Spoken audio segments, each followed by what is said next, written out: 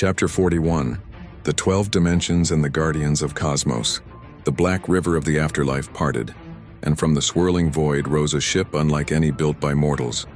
Vast as a continent, its sails of serpent skin, its oars carved from obsidian light. The prow bore the head of a wolf and serpent intertwined, and its hull burned with runes of Apep and Set.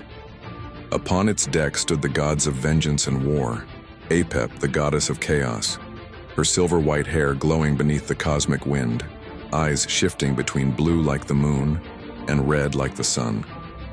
Set, god of storms and destruction, armor black and gold, his weapon forged from Adam's forbidden fire.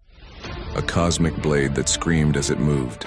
Sekhmet, the lion goddess of wrath, her armor forged in red flame, her hair short and golden, her eyes the color of blood and dawn. Serket, the goddess of poison and guardianship, her scorpion tail of light curled behind her, her eyes bright with determination. The four stood together upon the prow, gazing at what awaited them. The 12 dimensions, stacked like celestial temples, rising from the void of eternity into the light of creation. Each dimension shimmered with its own color and power, surrounded by rings of stars, guarded by one of the 12 celestial guardians of the cosmos. Arrival at the 12 dimensions. The ship cut through the fabric of existence, sailing through solar winds and storms of stars. When it landed upon the lower gate, the ground trembled. The first dimension, a temple of red crystal and flame, towered before them, and its guardian stepped forth.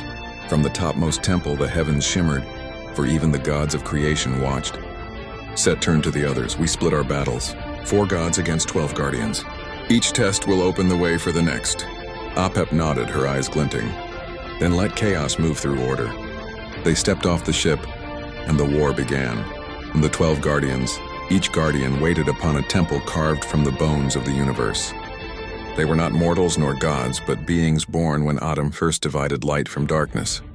Andromeda, the chain of cosmos, a female guardian whose black gold chains glowed with violet flame. Her power could divide itself into millions of burning links that moved through time and stars. Each chain could capture a god's soul.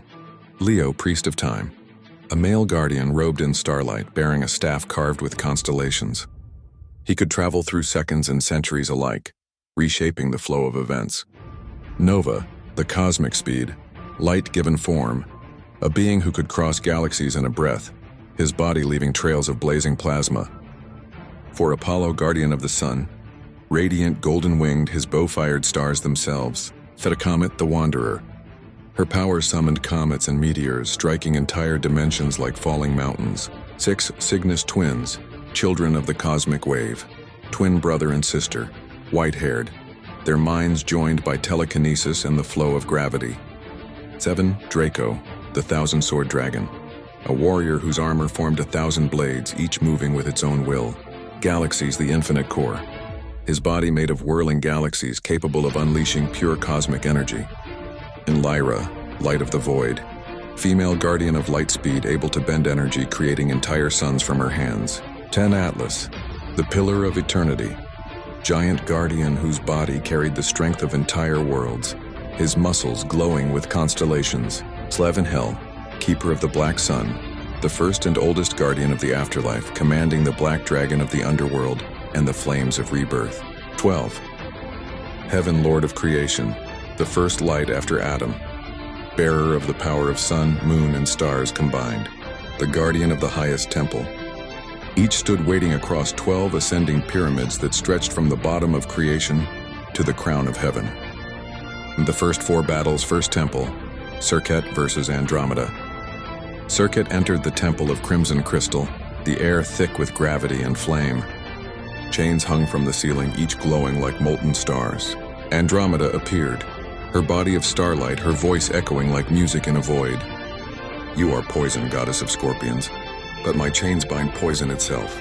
With a flick of her hand, millions of chains erupted, spiraling around Serket. Serket moved fast, her tail flashing, slicing through 100, but they reformed. Alive, she summoned her venom, her water magic flooding the temple, the chains hissing in steam.